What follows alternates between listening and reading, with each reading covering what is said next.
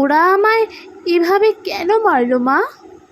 মা, আমি তো যেমন কাজে যাই সেই রকমই কাজে গেছিলাম, কিন্তু আমি তো জানতাম না যে আজই হবে আমার শেষ দিন। আমি তো আমার জুনিয়রদের সাথে একসাথে কত গল্প করতে করতে তোমার হাতে বানানো টিফিনটা খাচ্ছিলাম। তখনও যদি একটু বুঝতে পারতাম। রাত অনেকটা হয়ে যায়, আমি ওয়ার্ডে একা তখন, আর হঠাৎ ওরা আমার সাথে। ছি মা, আমার খুব কষ্ট হচ্ছিল জানো তো।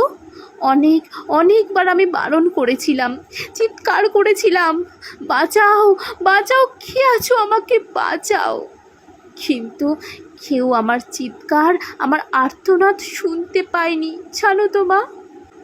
আর ওরা আরও পশুর থেকেও বিচ্ছিরি ব্যবহার করতে লাগলো, খেলতে লাগলো আমাকে নিয়ে ওরা। আমি ওদের হাতে পায়ে পড়লাম জানো তো। আমি এটাও বললাম যে আমাকে ছেড়ে দাও প্লিজ, আমি কাউকে কিচ্ছু বলবো না, আমাকে যেতে দাও।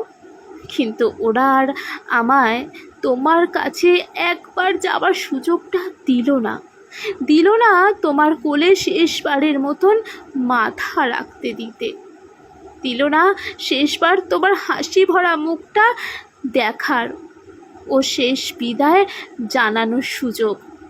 আমার গলা টিপে ধরে নিজেদের সর্বশক্তি দিয়ে আমার গলা চেপে ধরে জানো মা।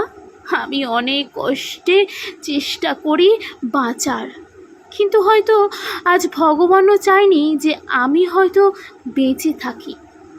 ওই পশুদের শক্তির কাছে আমি হেরে যাই, আমার গলার হাড় ভেঙে যায়। ওরা আমায় ওভাবেই ওখানে ফেলে রেখে চলে যায় ওই বিবস্ত্রভাবে।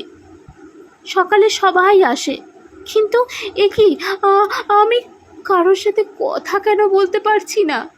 তোমাকেও দেখতে পাচ্ছি, তোমায় কত করে ডাকছি, তুমি শুনতে পারছো না কেন মা আমার ডাক?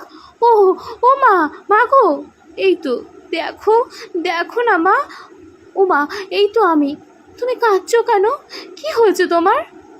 ও মা, দেখি মা সামনে একটা লাশের দিকে তাকিয়ে হাউ মাউ করে কাঁদছে। লাশটার মুখ দেখতে পেয়ে আমি শিউরে উঠি। হে কি, এটা যে আমারই নিথর দেহ, আমি কি তবে মারা গেছি? আমিও কাঁদতে শুরু করলাম। সবাই আমার এই মৃত্যুতে শোকাহত। সারা দুনিয়া আমার মৃত্যুর ঘটনা আপাতত জেনে গেছে, সবাই বিদ্রোহ করছে, কিন্তু আমি আমার নিতর দেহর দিকে তাকিয়ে রইলাম। আমার শেষটা তো আরও ভালো হতে পারতো বলো মা। দেখো না মা, ওরা আমার মুখের দেহের কি বিচ্ছিরি অবস্থা করেছে, দেখো মা। আমার চিৎকার করতে ইচ্ছা করছে, কিন্তু আমার আওয়াজ এখন কেউ শুনতে পারছে না। আমি এতগুলো লোকের সামনে চিৎকার করছি, কিন্তু কেউ আমার এই চিৎকার শুনতে পারছে না, কেউ না।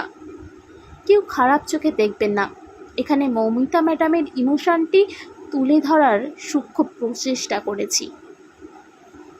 মৌমিতা ম্যাডামের হয়ে একটু লেখার চেষ্টা করলাম, হয়তো তিনি আরও কিছু বলতে চাইতেন। Justice for doctor Moumita.